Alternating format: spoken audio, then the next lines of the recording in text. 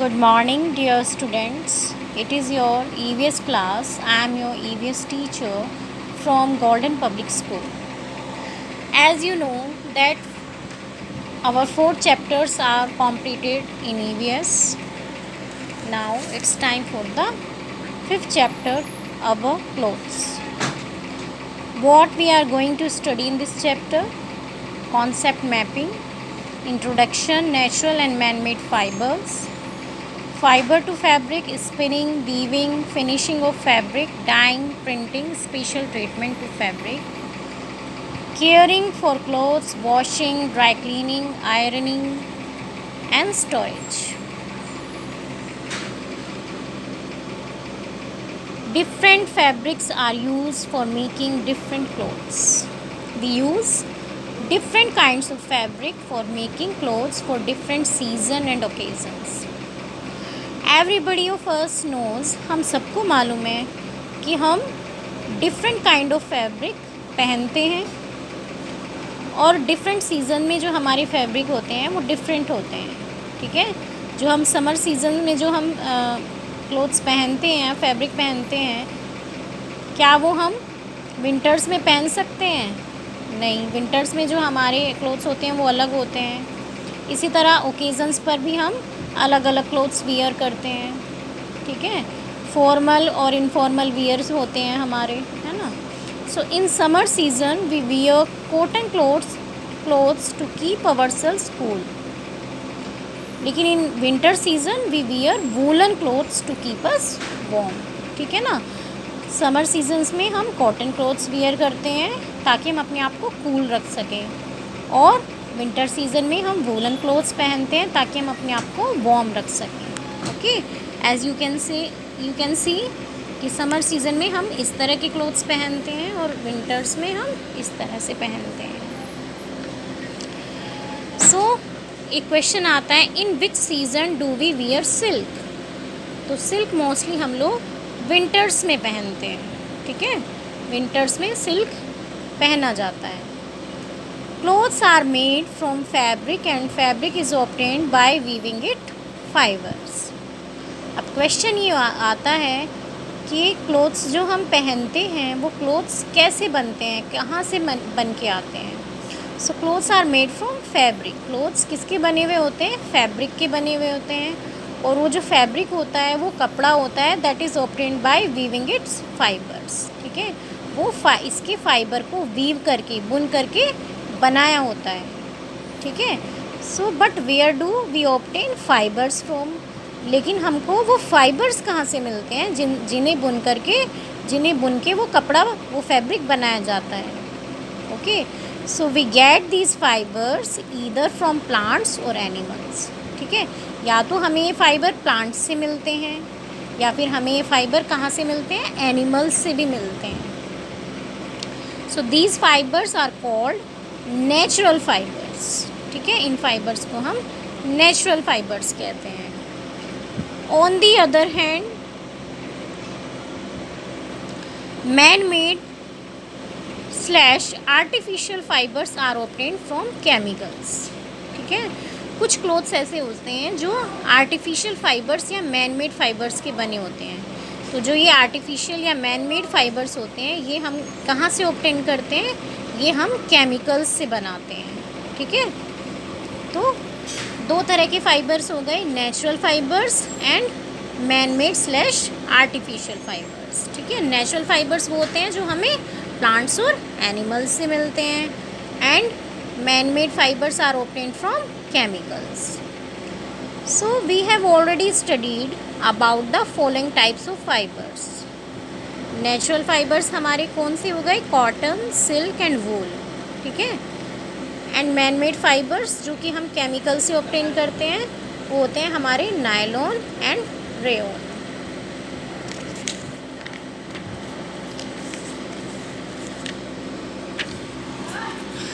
Now let's understand the journey of fabric from fibre. अब हम ये जर्नी देखते हैं कि कैसे फैब्रिक बनता है फाइबर से. ठीक है, now let's understand the journey of fabric from fibre. Okay, तो fibre to fabric, natural fibres are hair like material. ठीक है, नेचुरल फाइबर्स जो होते हैं वो एक हेयर की तरह से, जैसे हमारे हेयर होते हैं ना, इस तरह के मटेरियल की तरह से होते हैं। और वो कहाँ से ऑब्टेन होते हैं? They are obtain from an animal और सम प्लांट। वो या तो किसी प्लांट से हम लोग को मिलते हैं या फिर किसी एनिमल से मिलते हैं। They have to undergo many step-by-step processes to become the strong and durable long fibers which can be woven into fabrics। और फिर उनको भी बहुत सारे प्रोसेस से गुजरना पड़ता है। They have to undergo many step-by-step processes। बहुत सारे step-by-step processes से वो गुजरते हैं, तब जाकर वो एक स्ट्रॉन्ग और ड्यूरेबल लॉन्ग फाइबर बन पाते हैं, जिनको फिर वूवन किया जाता है, जिनको वीव किया जाता है ताकि वो फैब्रिक बन सके। So let's understand these steps one by one. तो वो क्या क्या स्टेप्स होते हैं जिनसे एक फाइबर फैब्रिक बनता है? Let's study. उससे पहले हम एक पॉइंट पढ़ लेते हैं। Nylon was first made by man in the year 1938। It was found to be much stronger and durable than any of the natural fibres. ठीक है, नायलॉन जो एक फाइबर है वो सबसे पहले 1938 में बनाया गया था। ओके, और ये नेचुरल फाइबर से काफ़ी स्ट्रोंगर और durable, it was found to be much stronger and durable than any of natural fibres. ठीक है, और दूसरे नेचुरल फाइबर से इसको बहुत ज़्यादा ये स्ट्रोंगर था। So now let's understand these steps one by one. क्या क्या स्टेप्स होते हैं जिनसे फाइबर फैब्रिक बनता है? तो फर्स्ट स्टेप इज़ स्पिनिंग। ठीक है, फाइबर की सबसे पहले की जाती है spinning. The first step is the making of yarn from raw fibre by the process of spinning. सबसे पहले फाइबर को स्पिनिंग की जाती है। During spinning raw fibre is twisted into thread. ठीक है, सबसे पहले जो हमारा रो फाइबर होता है, कच्चा फाइबर होता है, उसको ट्विस्ट करके थ्रेड के रूप में बनाया जाता है by spinning. Okay, so in the beginning, शुरू में जो होता था, स्पिनिंग जो होती थी वो चरखे के द्वारा की जाती थी। चरखे का नाम आपने सुना होगा ना, महात्मा गांधी के साथ आपने चरखा देखा होगा।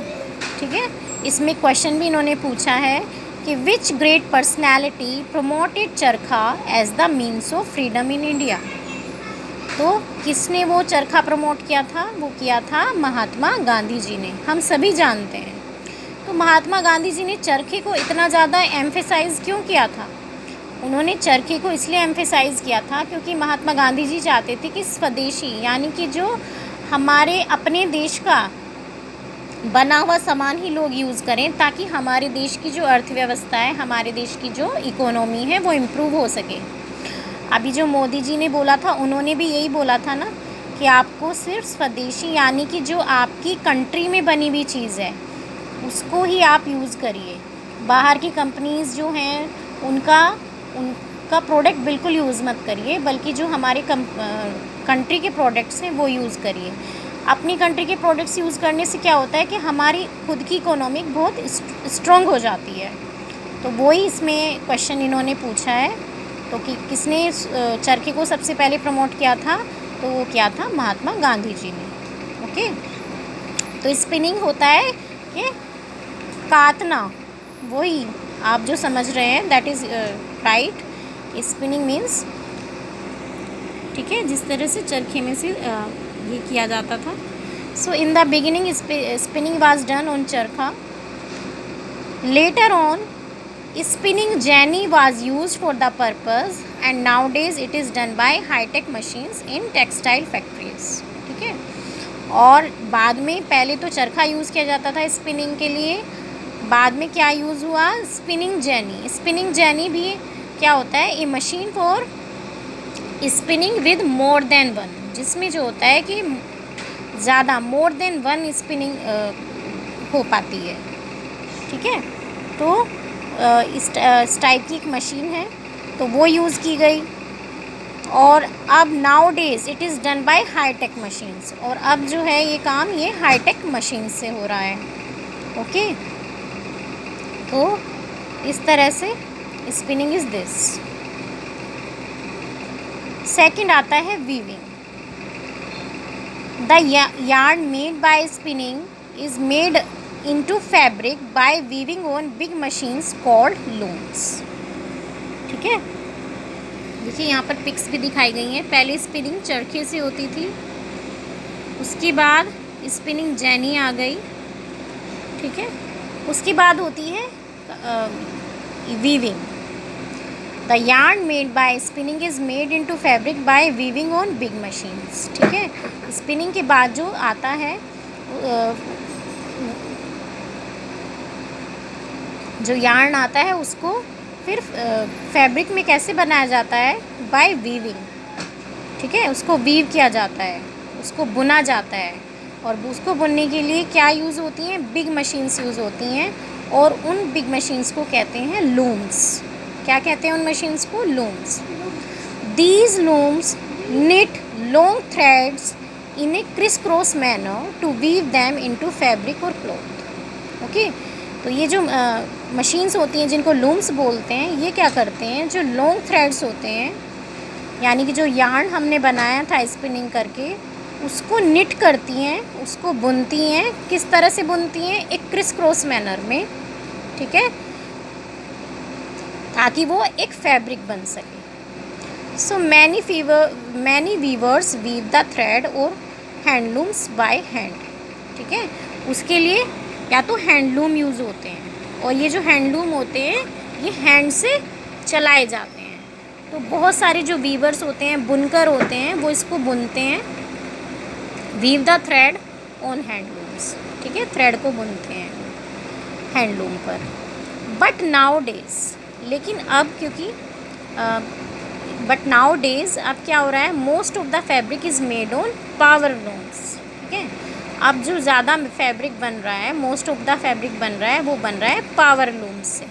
यानी कि उसके लिए बाय हैंड यूज़ नहीं होता, बल्कि पावर यूज़ की जाती है। ठीक है ना, मैन की एनर्जी, मतलब मैन यूज़ नहीं, हैंड यूज़ नहीं होते हैं, बल्कि पावर के ज़रिए वो चलती है। So these machines are run by electricity.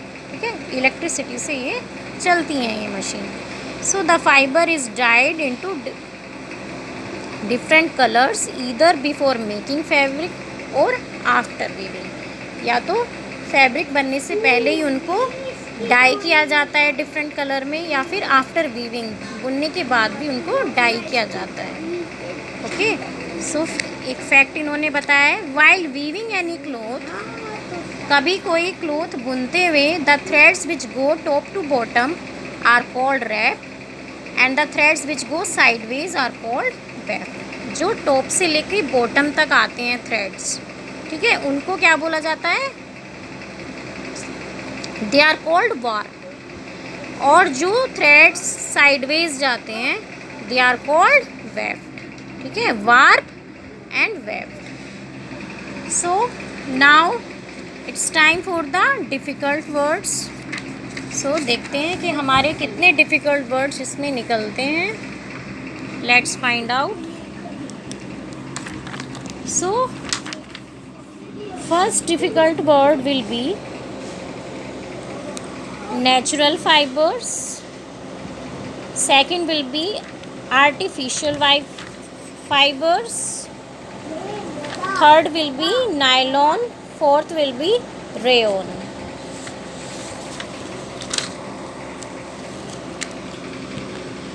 Fifth will be spinning, sixth will be power looms, seventh will be hand looms, eighth will be spinning jenny, and ninth word will be चरखा। Okay, तो मैंने आपको mark करा दिए हैं difficult words. उसी तरह से जिस तरह से आप बनाते आ रहे हैं सब इंडेक्स, उसी तरह से सब इंडेक्स बनाएंगे, और उसके बाद आप लोग डिफ़िकल्ट वर्ड्स लिखने स्टार्ट करेंगे। One thing I want to say, many students are not sending their work, तो प्लीज़ स्टार्ट सेंडिंग। अगर कोई प्रॉब्लम है तो बात कीजिए, और कोई भी आपको वीडियो अगर नहीं मिल पाई है या कोई भी प्रॉब्लम है तो आप उसके लिए आप बात कर सकते हैं।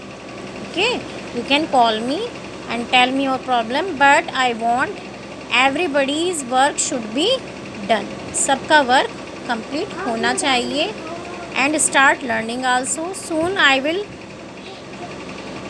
Take your test also.